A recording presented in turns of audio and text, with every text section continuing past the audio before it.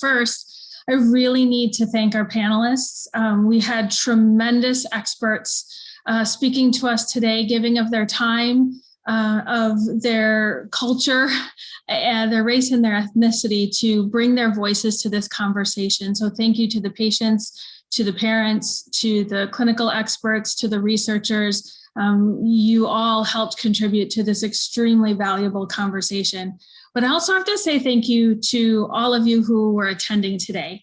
This is really hard. I think the word of today that stuck with me the most is enlightened.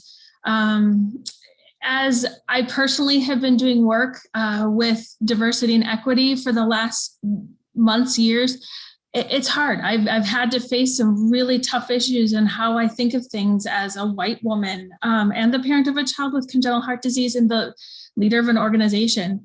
And there are very, very uncomfortable moments, but I love what they said about it's hard work, but you know what, we do hard things.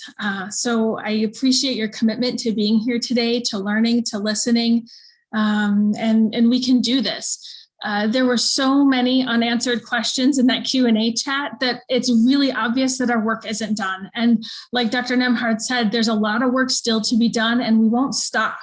What will we be doing next as an organization is to continue to have dialogues internally, but also to continue the external work and how can we be advocates and ensure that this is not the end of the conversation and that we continue to take actionable steps to influencing change in the best way that we can. I have taken notes all day, like Rebecca said, so I have a couple slides to run through quickly. But again, this is just the beginning, and this is a part of the process, and we look forward to things that we can do next. This is a fantastic quote from Maya Angelou, and I think it gives us a little bit of permission to be uncomfortable, but also a challenge that we can't not do the work because it doesn't always feel easy. We need to do the best that we can until we know better. And this conversation helped us to know better. So now we need to do better. We need to listen and learn. And we've done that hard work today. We need to dig deep personally, right? It kind of starts with ourselves before we can influence change with others, whether you're a parent or a patient or a clinical provider or researcher. Think about what is your role in this conversation, in taking action. How can you be a part of the resolution to this story? Next slide.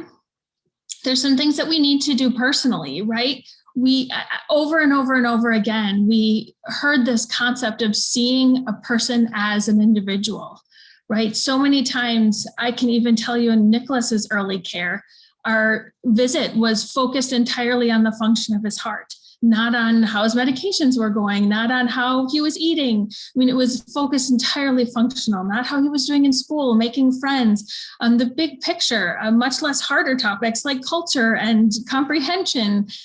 So I think that's an important step, that a theme that we heard over and over was really this idea of empathy, building trust, building relationships, is seeing this person as a whole being, each patient, each parent, and that's a great place to start. I mean, clearly there's more than meets the eye with everyone that we encounter in a clinical setting. We all have influence, whether we're a parent, a patient, or, obviously there's more power in the hands of the clinical community and the researchers, but we can use that influence to make a difference. Are the voices at the table in these conversations? And as people have pointed out, honestly, in the audience, probably not. We are working as an organization to try to be intentional about bringing in the people and all of the stakeholders that need to be at the table so that we're adequately reflecting the people we're serving.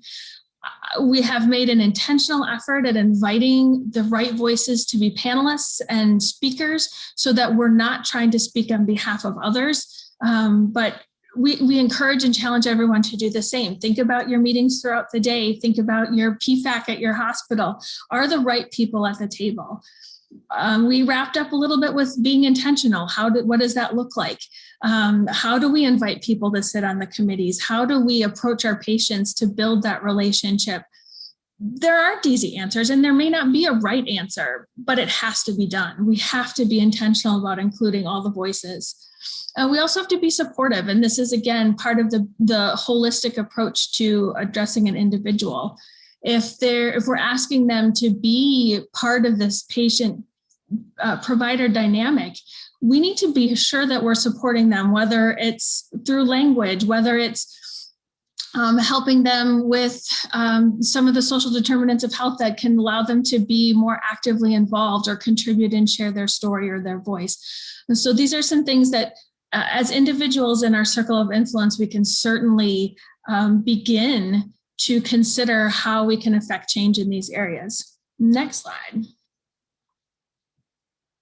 As a community, all of you are aware that because when you registered, tomorrow is our advocacy conference where we are going to prepare and learn and talk about, I think, the ultimate influence on Tuesday, when we get to meet with the offices of our members of Congress. And we have intentionally put on our talking point sheet, our list of things to talk about, disparities in multiple ways that we talked about today, disparities in research. And we've got to get that data.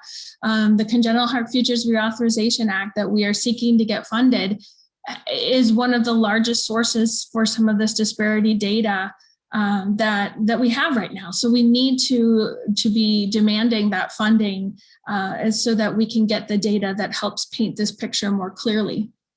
We'll be talking about access to care. We'll be talking about covering costs so that we can get care across the lifespan. So we have a huge opportunity in front of us on Tuesday to take what we've heard today, own it, and then advocate for it with those that can affect change at the federal level. We can also contribute to the national conversation. Multiple organizations are developing health disparities committees, professional organizations. For example, Conquering CHD is a patient organization. Get involved and learn and listen and commit to being part of something bigger so that together we can conquer CHD for all people with congenital heart disease. And with that, I will let you all sign off and have a wonderful evening.